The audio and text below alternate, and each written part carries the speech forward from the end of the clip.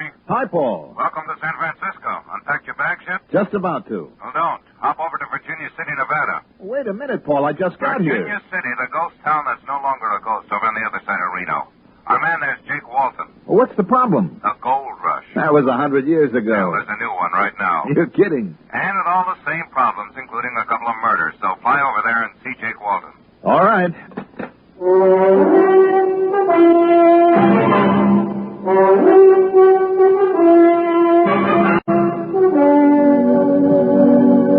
The CBS Radio Network brings you Mandel Kramer in the exciting adventures of the man with the action-packed expense account.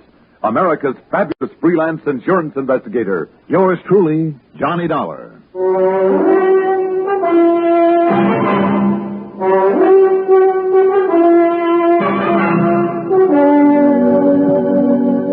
Expense account submitted by Special Investigator Johnny Dollar to Greater Southwest Insurance Company, Home Office, San Francisco, California.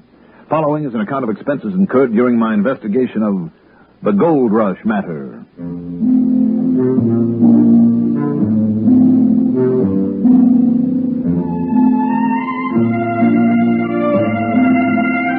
Expense account item 1, $216 even for the flight to San Francisco and the hotel room.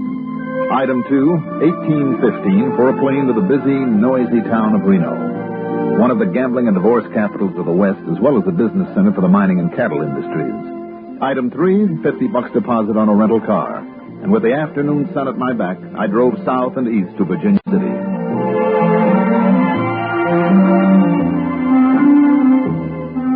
Virginia City, colorful, fabulous monument to the rip-roaring days of the famous Comstock Lode, when a man's life all too often depended on how fast he could draw, on how well he could defend a rocky piece of desert land that he hoped would stretch out a vein worth millions of dollars in gold-bearing quartz or the heavy blue mud that was rich in silver.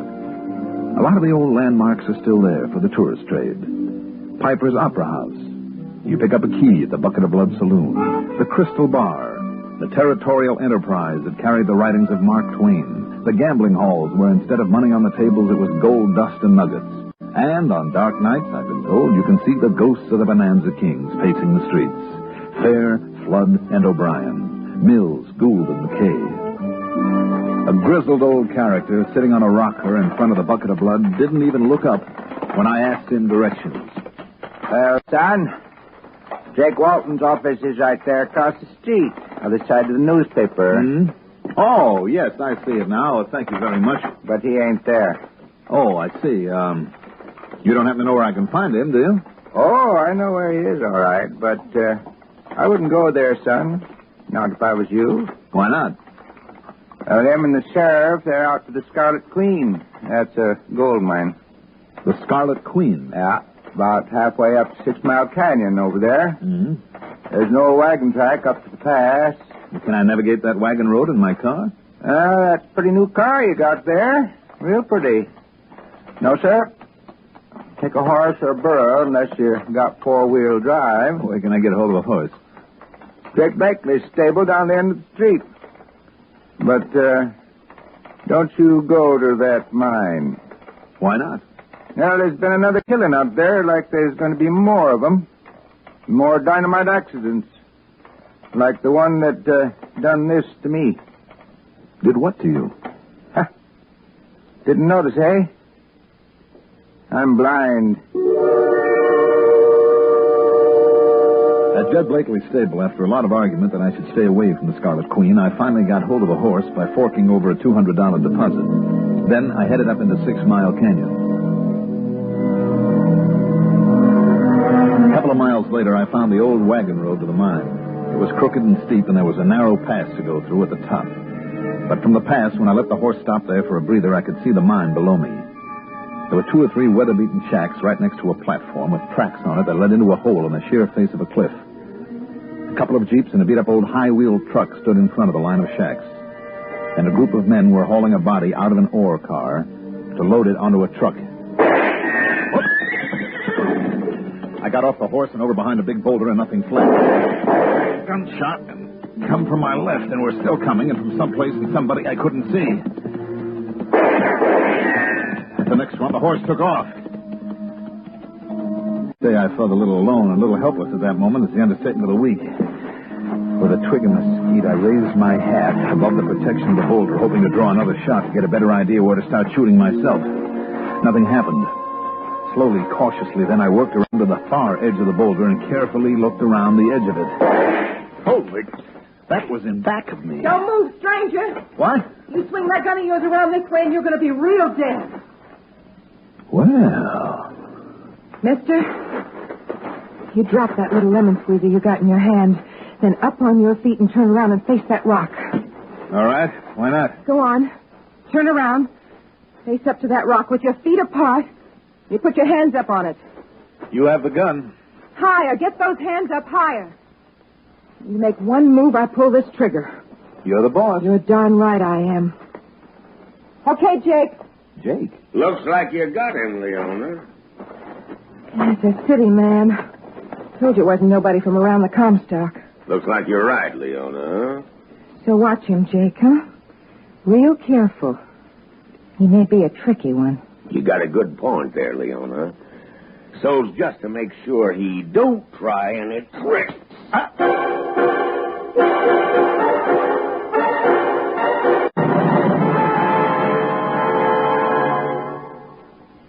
When you have to stay alert, don't let drowsiness slow you down. Perk up. Perk up with No-Dose. The safe way to stay alert without harmful stimulants. Remember, when you're driving, working, studying, and monotony makes you feel drowsy. Perk up. Perk up with No-Dose. No-Dose.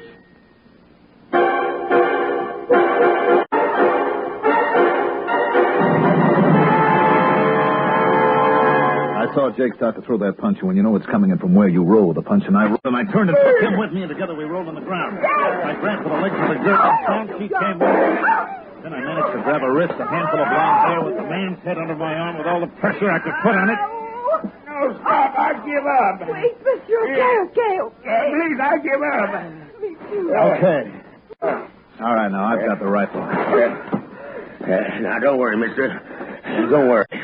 And you got a lot of muscle for a city man. You now. Yes, sir. Pick up that handgun of mine by the barrel with your fingers and bring it over here. You like it says, Jake. Yeah, okay. By the barrel now, and be careful. Here on, mister. Here. Jake, huh? Yes, sir. Jake Walton. What? And this here is Miss... Jake Walton of Greater Southwest Insurance? Yes, sir. Me and Miss Leona, we was only up here account of this last accident of the mine. Oh, no. And when we see you prowling around up here, huh? You mind telling us what you think is so goddamn funny? Well, I'm sorry, ma'am. Look, my name is Johnny Dollar. Dollar? Well, Leona, listen. Dollar here's the man I've been waiting for. I don't care what... Oh, he is? I must say, you certainly gave me a nice reception. Well, we didn't know. We thought you were the ones been making all this trouble up here. Oh, you did, hmm? Yeah, that's a fact, Johnny. And listen, this one today makes the second killing there at the mine. Somebody's using dynamite at the wrong place and the wrong time. And, Johnny, it was one of those blasts that blew my Uncle Dave out of the shaft, and he's blind now on account of it. The blind man that I met in Virginia City in front of the bucket of blood? Yes, sir, Johnny. Dave Halver. That's what brought me here, Johnny, from off my dad's ranch to see if I could help him and help find out who's doing all of this. And when Jake and I heard the shots up here, who were you shooting at, Johnny? Oh, just a couple of rattlesnakes I saw. This time of year? Mm-hmm. Oh, to think I almost aimed the rifle at your head because of what I thought you were. Oh, I'm glad you didn't. Yeah, so am I, Johnny. This gal can shoot the eye out of a gnat. Would have killed you, sure. And I guess nobody would have blamed her much either. Knowing what's been going on and not realizing who you were, I was hoping she would hit you. That would have been terrible. It sure would. Now, tell me just exactly what's been going on around here, Jake. Yeah, well, look, I see the sheriff's leaving with Jerry's body now. So let's go down there to the mine, and I'll show you. All right, let's go.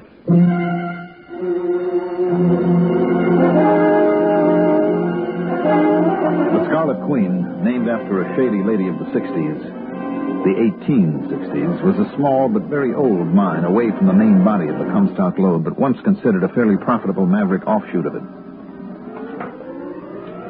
Now, watch your step, Johnny. There's a big vertical hole along here, and if you ever fell into it, Ben, see it there? Yes, I see it, Jake. Just keep that lamp of yours on the ceiling and we'll be okay. Johnny, you want to kind of give me a hand? Sure, be glad to. Here you are. I'm still not exactly used to being around inside of these mines. They never did have any business opening up this one again. Oh, why not, Jake? It never will pay off. Well, Uncle Dave thinks it will, and he ought to know on account of it really ought to belong to him. Should it, Leona? Sure, if that crooked lawyer hadn't fixed it, so now it belongs to Ski Lambert. Well, I'm not so sure that lawyer wasn't right, So Leona. Uncle Dave ends up working for him till that dynamite hits him down here and blinds him. Yeah, well, maybe it was like the New York Keystone mine, the other side of town, that started this latest gold rush now. How do you mean? Original shaft was sunk back in 70 by some fellas who didn't even own the property. So all the owners had to do was wait until the shaft was finished, then take over. Oh, easy now. Now we go down this ladder to the second level. You make it all right, Miss Leona? Sure I can. You two go on ahead. All right, now. What started this new gold rush, Jake? Oh, talk about maybe the government raising the price of gold, I guess. A lot of the old mines may be opened up again. At least them that can mill out $30, $40 a ton or more. I see. Now, the last couple of rungs are missing now, so watch the step. I'm okay. I'm on solid ground again.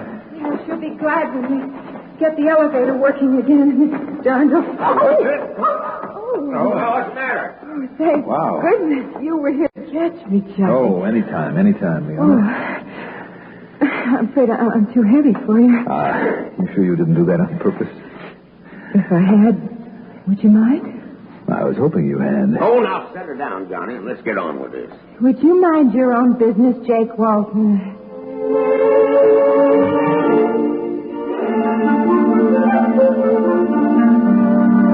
There on the second level, Jake led us to a spot in the tunnel that was completely shored in with 12 by 12s. Where an old side passage give way. There's no rubble on the floor of the tunnel there. It looked as though it had been literally blown away, and the acrid smell of dynamite still lingered in the air.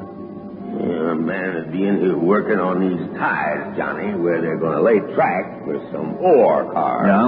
And then all of a sudden, the stick of dynamite would go off. Right here, where it had no business. First one of them killed Harry Bella, another one blinded Uncle Dave. And then just before you come, young Jerry Lambert, the nephew of the owner... Let me have that lamp a minute, Jake. Oh, sure. Something here I want to... Oops. Oh, that dang it busted. Yeah, all right, that's that. But can we find our way out of here now without a light? Sure we can. Jake? Sure we can, Miss Leona, but, Yes? We better be mighty careful about that hole we have to skirt around up in the tunnel above.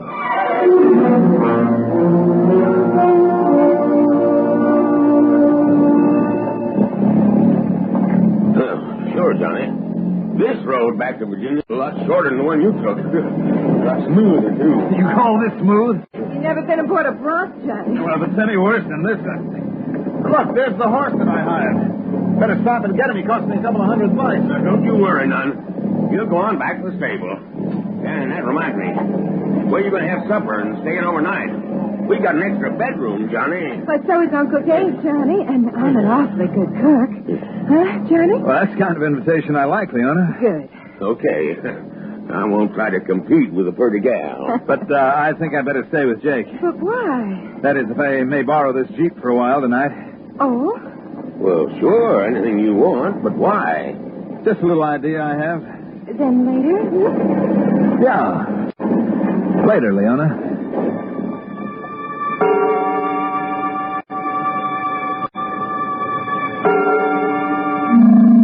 Good idea?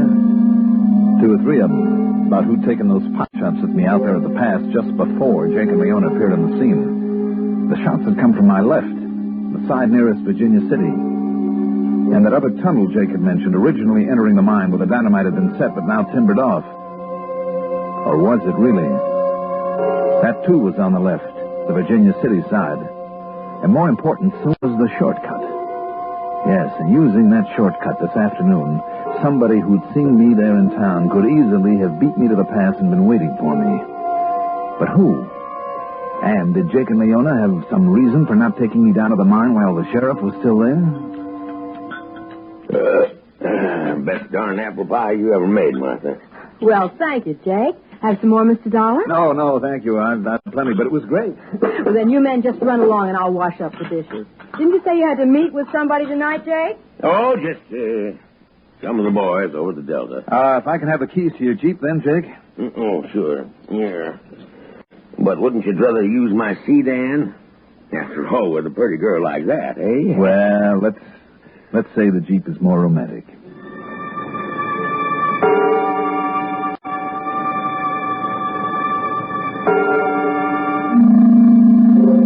Item 4, $6.80 for a powerful electric lantern and a small flashlight, just in case. Then I took off in the Jeep. Just out of the north end of town, I heard shots off in the distance. But who would be using a gun this time of night? I took the shortcut to the Scarlet Queen this time, and there I found the entrance to the side tunnel cleverly hidden under a pile of discarded roofing.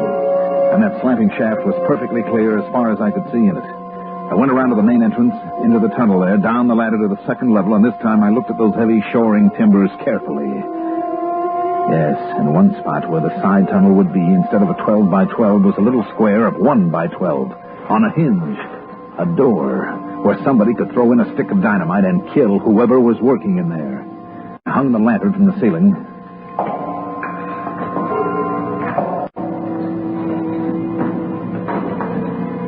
Then I heard it. Somebody was coming down that side tunnel. I touched the lantern to make it swing, to look as though I were there, and moving around. Then quietly I ran back and up the ladder, but as I reached the upper left...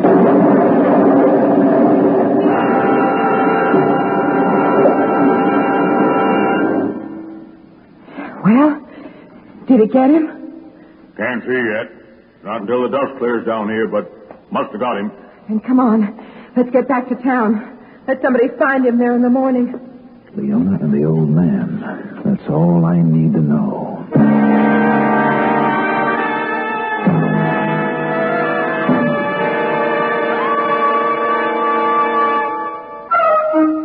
Want to give up strong-tasting cigarettes?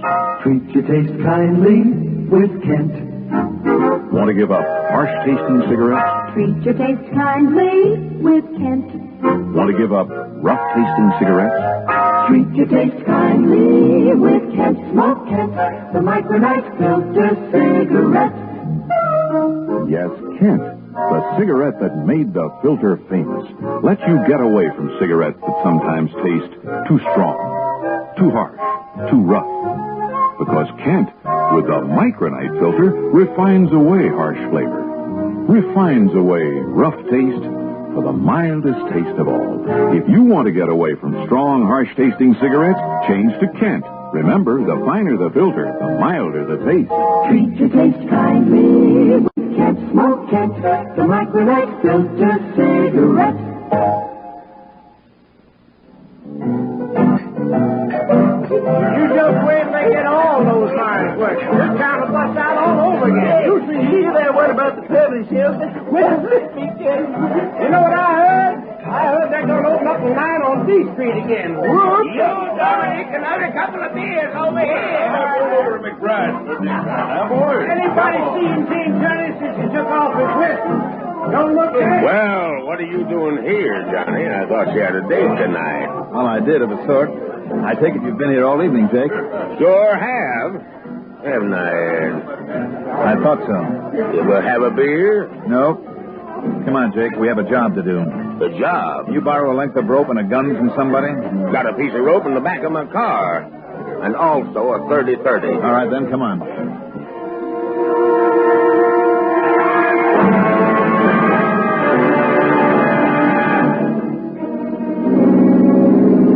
But I still can't believe it, Johnny. And you'll have to see for yourself, Jake.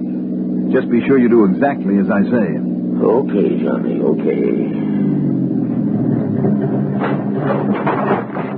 Keep the engine idling to cover any sound you might make. Right.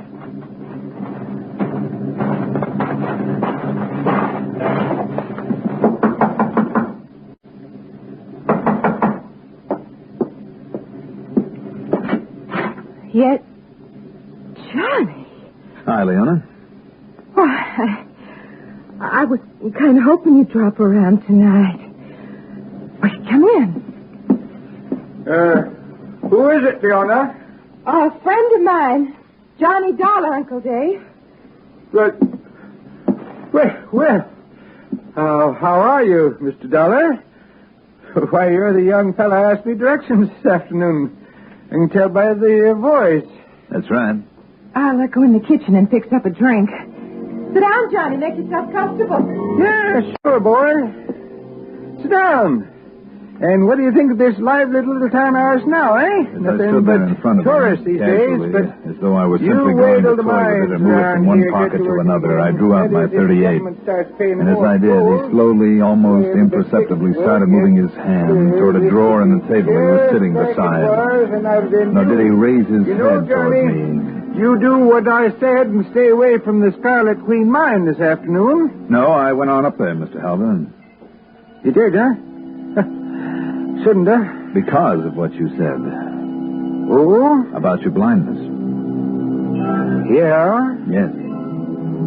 But a minute before you told me about it, you noticed I was driving a brand new car because you saw that I was. And that's what told me the blind act was a phony to back up your tale that you were dynamited at the mine you wanted for yourself by hook or crook. And your next victim would have been Skeet Lambert, the owner. Yeah? Don't reach for that drawer. Okay. Okay. Dollar. He doesn't need to, Johnny. Don't move.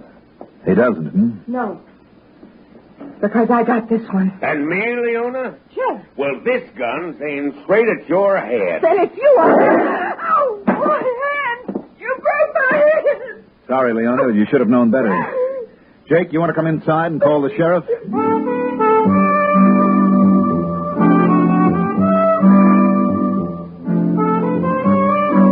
I don't know whether Leona was actually involved in the murders in the mine or not.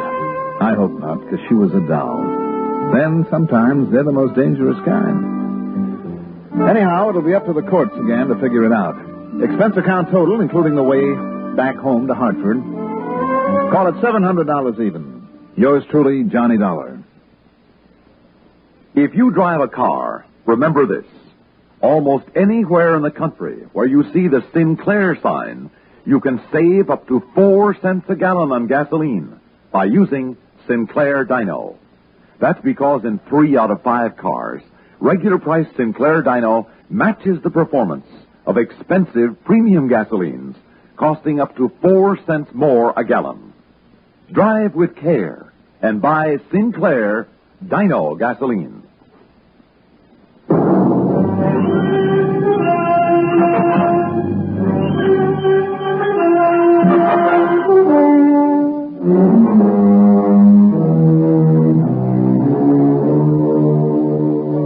Yours truly, Johnny Dollar, is written by Jack Johnstone, produced and directed by Fred Hendrickson. Johnny Dollar is played by Mandel Kramer. Also featured in our cast were Cliff Owen, Reynold Osborne, Terry Keene, Leon Janney, Rosemary Rice, and Sam Raskin. Music supervision by Gene Sines. Sound patterns by Walter Otto. Technical direction, Michael Shoskis.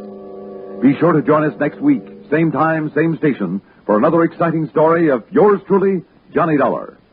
This is Stuart Metz speaking. This is Betty Furness. Every weekday, 3 times daily, I report to you latest items of interest in the woman's world.